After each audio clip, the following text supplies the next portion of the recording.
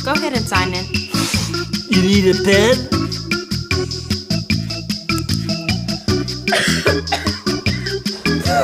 Mom says I'm so contagious.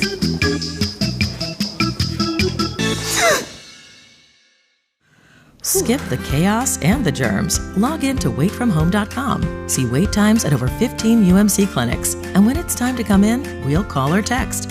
Skip the wait. Waitfromhome.com.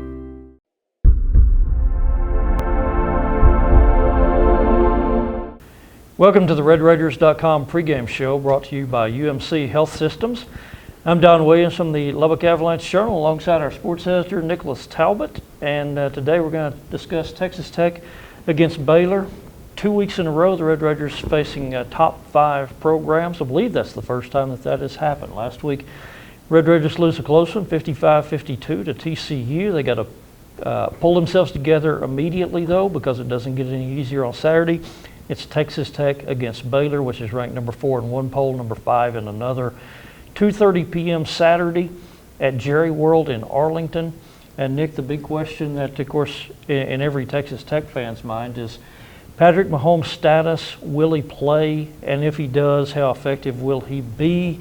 Now, for the record, I'm going to say I do expect Patrick Mahomes to start. I do expect him to play, although Cliff Kingsbury has said that if he feels like he's unable to play in the fashion that he's accustomed to, then he would be willing to pull him back and let Davis Webb play.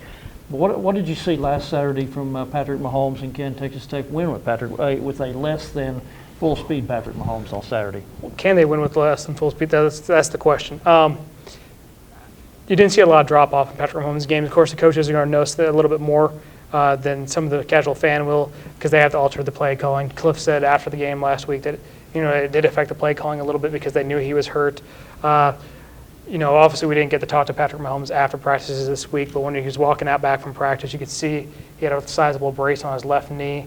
Whether that immobilizes him a little bit, that's something we'll have to see. I do think, like you, I do think he'll start. I don't think that's going to be a question. They're going to roll with him as long as he's hot, and he's been hot. Last week, he still threw for 392 yards, a couple scores. He ran for another score, and most of that was done after he actually injured the leg there, the left leg.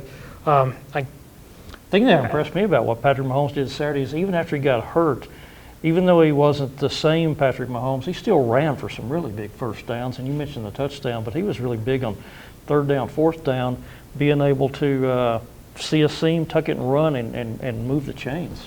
Yeah, he had a couple big runs, especially later in the game when they were you had to almost match TCU score for score. And that's what they're going to have to do this week, too. They're going to have to match Baylor score for score, Don. Patrick Mahomes last year up against Baylor, of course, that was a high-scoring game as well. He threw for 598 yards, 6 touchdowns. Now, are we going to see that again? I don't think a less than 100% Mahomes can do 598 yards and 6 touchdowns. We'll have to see. Obviously, he's not going to be as mobile as he was. And that leads you to the question of whether or not they should start Davis Webb or pull Webb if he's ineffective. Luckily for the Red Raiders, I do think Davis Webb is probably the best backup in this conference, or at least one of the top 2 or 3 backups in this conference. He's had troubles at times, whether it's throwing interceptions or keeping drives alive, which Mahomes hasn't had the same issue with. But Eric Morris said that he's very confident with Davis's work ethic and what he's shown in practice to be able to go forward if they do have to make that transition. But they're going to have to score a lot because this Baylor offense is something to behold. It's more than 60 points a game, more than 700 yards a game, Don. But this isn't the same animal that they faced against TCU last week. What exactly can the Tech defense, that's kind of improved this year actually, expect out of this Baylor offense?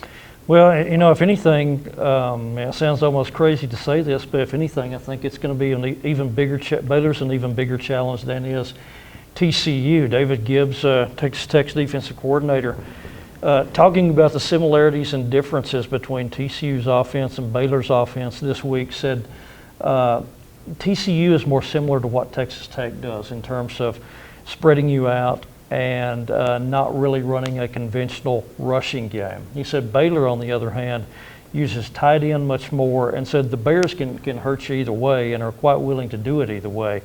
If they can line it up and kill you throwing, but they'll also, he said, They can run it on you 60 times in a row, and they're very happy to pound Shock Linwood. And that's not just idle talk, because Shock Linwood, Baylor's running back, actually leads the conference in rushing at 121 yards per game. You actually have the top 2 rushers in the Big 12, both in this game. Linwood leads in yards per game at 121.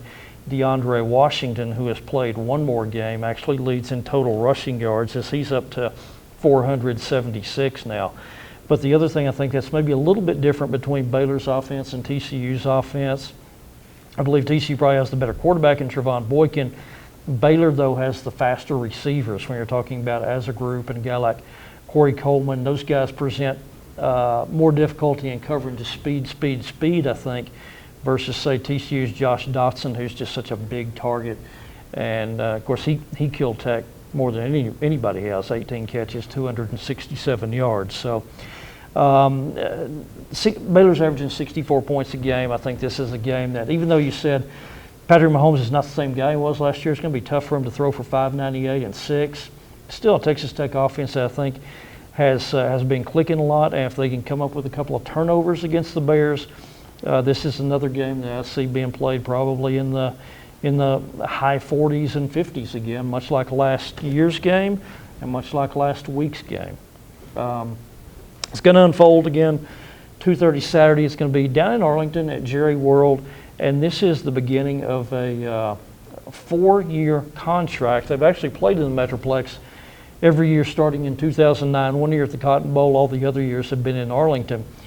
It's been kind of a little bit of a source of debate. I started to say controversy. I don't think controversy is the right word, but a lot of Texas Tech fans don't like this guy. They want to get it back to campus sites. They want to see the Red Raiders and the Bears play in Lubbock, and the Red Raiders and the Bears play in Waco. You experienced it last year. How do you like it? Well, obviously it's something to behold, but I think it's almost too large of a setting. You don't get the same setting that you do in that college atmosphere that you get in Lubbock or you get in Waco, especially. Jerry World is almost too large to behold sometimes. It's very fitting of the Dallas Cowboys. I know both ADs kind of like having this game here. They think it's obviously a moneymaker. Otherwise, they wouldn't re-sign a 4-year contract. I know a lot of fans look at it and they're saying they're losing a true home game, because you're having to drive 4.5 hours to the stadium, whereas, Baylor only has to drive 2.5. So you kind of losing some of that home game feel. Jerry World, my impressions of it was, you got that gigantic scoreboard. Heck, you can watch half the game just watching the scoreboard there. It's the only game where I probably take in the game on the big screen actually more than I do through the binoculars down on the field. It's such a unique setting. Absolutely. You get yourself catching that game. You're just like, oh, I'm watching the score. Oh, well, look, there's a game below me. And you almost forget that there's a game going on because you could watch it on the, almost 88-yard freaking scoring thing. Mm-hmm. That thing's huge. Huge.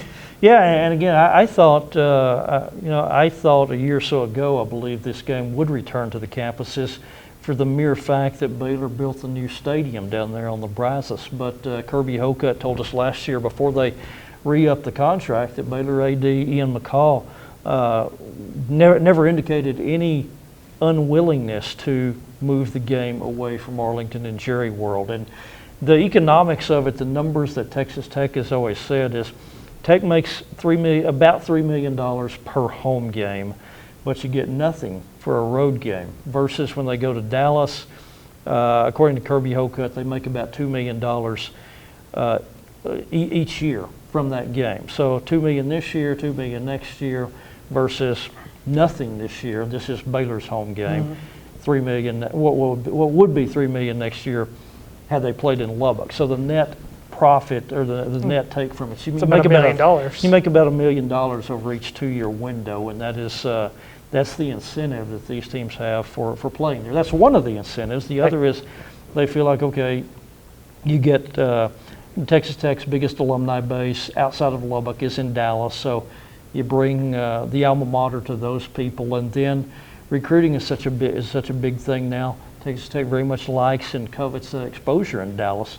that they'll be getting, or that in the Metroplex that they'll be getting on Yeah, Saturday. especially with the Metroplex's dominance lately in high school football.